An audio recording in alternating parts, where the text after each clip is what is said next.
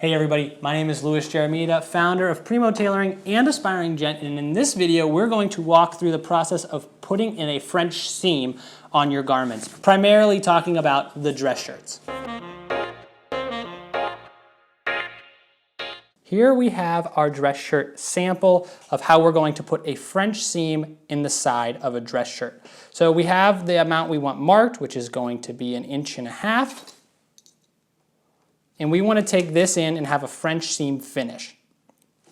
So these are our two front sides of the fabric. This is the inside. We want to remove these pins. Remember, we're taking this in 1.5 inches. You don't want to forget that measurement. And we're going to fold it on this seam so that the two inside parts of the fabric are laying on each other.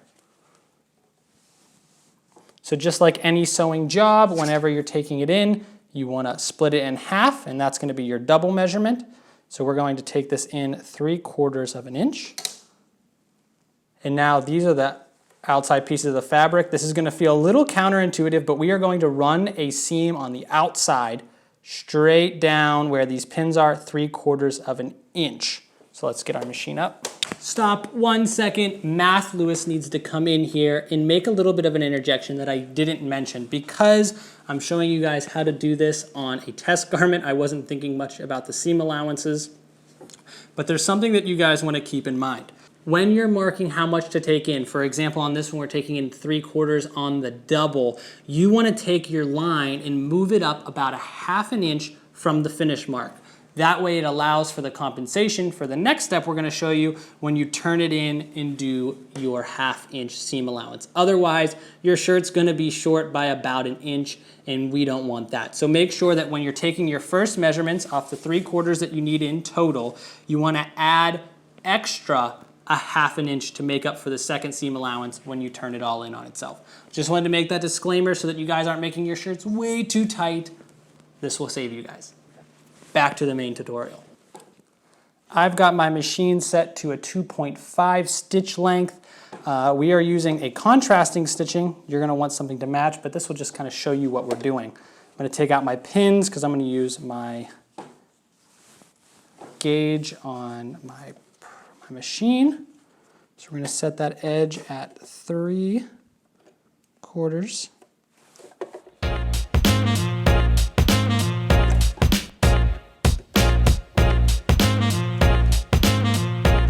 Now we're going to sew straight.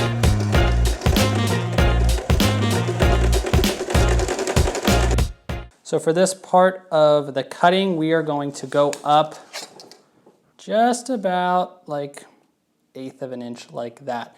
Now, if this is your first time doing it and you're wanting to just try it on, make sure you try it on at this point, because once you cut this, it's going to be over and we don't want that to happen. So here we are at the 1/4 inch, which is going to be right at the bottom of that seam. If you're taking off more, you might want to pin or mark it, but because that's there, it'll make it quick work for me.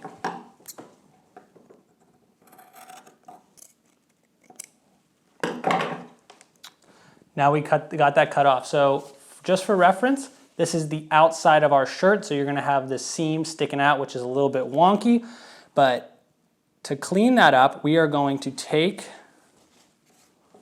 our shirt. You might want to press this seam down to one side to make it a little bit easier for you. You can use an iron if you prefer.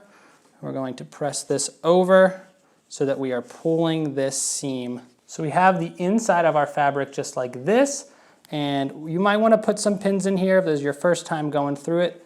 So now that I've got that tacked into place, we are going to run another straight stitch right on the outside, just far enough to cover that raw edge. So for us, we left about 1/4 inch, so we want to go like 3/8 inch, probably even 1/2 inch to be safe. So let's do that, 1/2 inch straight down there on the inside of the seam.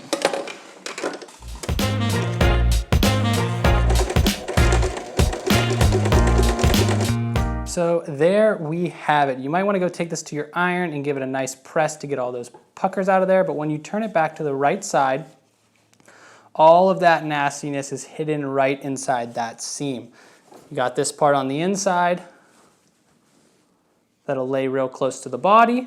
You can press it down. You can even run a top stitch on here just to keep it even cleaner, but that is how you put a French seam in your dress shirts.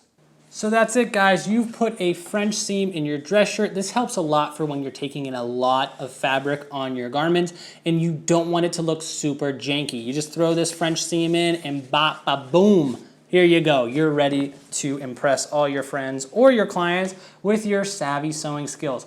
If you guys like this tutorial, please like, share, and comment. This spreads it out to more people so that they can see it and also learn from this wealth of knowledge. Also, please make sure you hit the subscribe button, show us some love, and don't miss any more of these rock-solid tailoring tutorials. But if at the end of this you're thinking, hey, Lewis, I really didn't get it, mine doesn't look that good, leave a comment, hit me up on any of my other social channels. I will get back to you with an in-depth answer as soon as possible. But guys, thank you for joining me today as we talk about the French seam on a dress shirt and also just the method of a French seam in general. It's a pleasure working with you guys, and I'll see you in the next video.